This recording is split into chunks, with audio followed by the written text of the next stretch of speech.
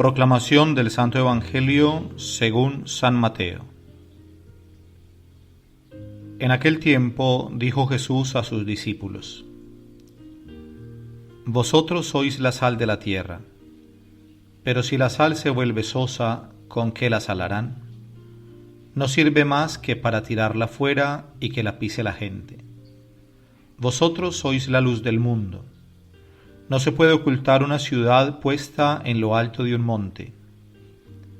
Tampoco se enciende una lámpara para ponerla debajo del celemín, sino para ponerla en el candelero y que alumbre a todos los de casa. Brille así vuestra luz ante los hombres, para que vean vuestras buenas obras y den gloria a vuestro Padre que está en los cielos. Palabra del Señor. Gloria a ti, Señor Jesús.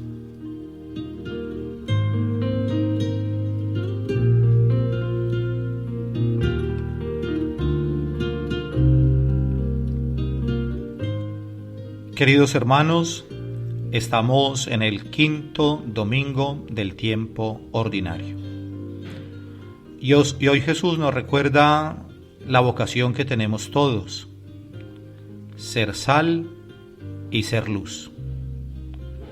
Vosotros sois la sal de la tierra, nos dice el Señor. Y sabemos la importancia de la sal, por eso Jesús toma este ejemplo para que logremos comprender. Sabemos que la sal da sabor. Sabemos que la sal en la antigüedad, cuando no existían los refrigeradores, pues servía para conservar mejor los alimentos. Y cuando vamos a cocinar, cuando se prepara un plato de comida, siempre hay que utilizar sal, porque si no se pone nada de sal, los alimentos quedan insípidos. La sal da sabor. Y tampoco tenemos que poner toda la sal que tenemos en la cocina, solamente una cantidad pequeña, pero que al revolverla con el agua o con lo que estemos cocinando, pues le va a dar sabor a toda la comida. Así también nosotros, aunque seamos pocos en el mundo, comparados con tanta gente que no cree, con tanta gente que no ama a Dios, que no ama a la iglesia, somos pocos y a veces nos podemos desanimar, pero si nos tomamos conciencia de lo que significa ser sal, sabemos que podemos dar sabor al mundo. Hoy Jesús también nos dice que somos la luz del mundo. Y la luz, como nos dice el Señor en su palabra, no tiene sentido esconderla. No se enciende una lámpara o una vela para ponerla debajo de la mesa. Siempre se pone en un lugar alto para que ilumine. Así también nosotros tenemos que ser luz.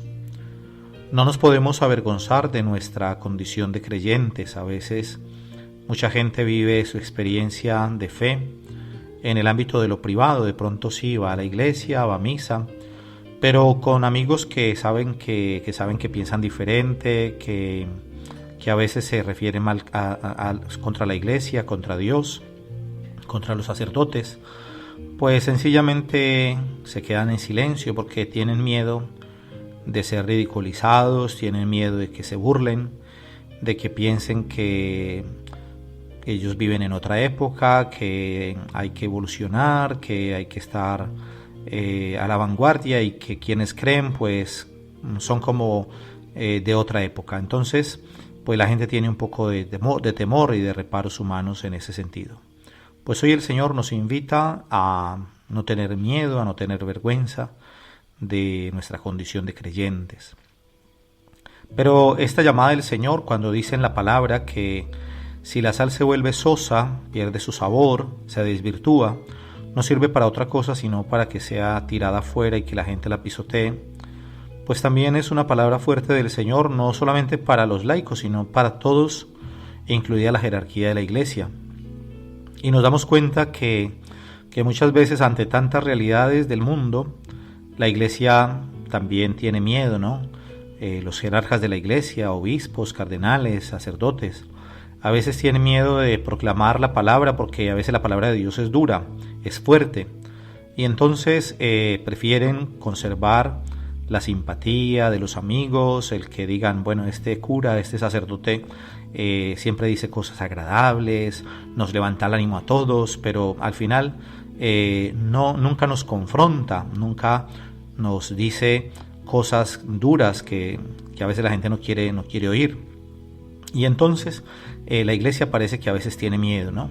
Tiene miedo ante tantas cosas, ¿no? Por ejemplo, ahora toda la ingeniería en el lenguaje, que es tan peligrosa, que cambian las palabras para que no suenen tan horribles, ¿no? Por ejemplo, con respecto al aborto, entonces ya no digamos aborto porque decir aborto significa un asesinato, entonces más bien digamos interrupción del embarazo, suena menos duro. No digamos eutanasia porque suena asesinato, entonces digamos más bien el derecho a morir dignamente. Y así muchas cosas, ¿no? Por eso la palabra del Señor a cada uno nos confronta hoy para que no tengamos miedo de anunciar con fuerza la palabra del Señor y a que no tengamos esos reparos humanos. No nos podemos quedar callados, ¿no? Por ejemplo, ante el tema del adulterio.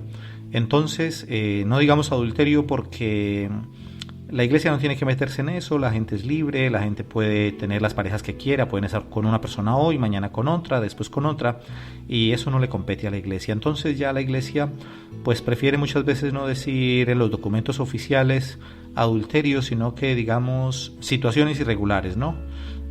Acompañamiento de las familias en situación irregular, y hay que llamar las cosas por su nombre.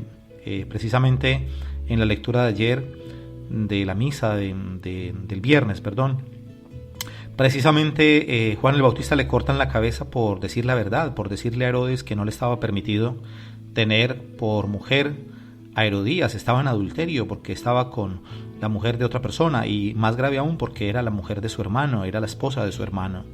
Y entonces pues Juan el Bautista le había dicho en la cara, le había dicho eso, y entonces pues por eso la mujer de Herodes le tenía tanto odio a Juan el Bautista y por eso lo encarcelaron y después por eso lo mataron.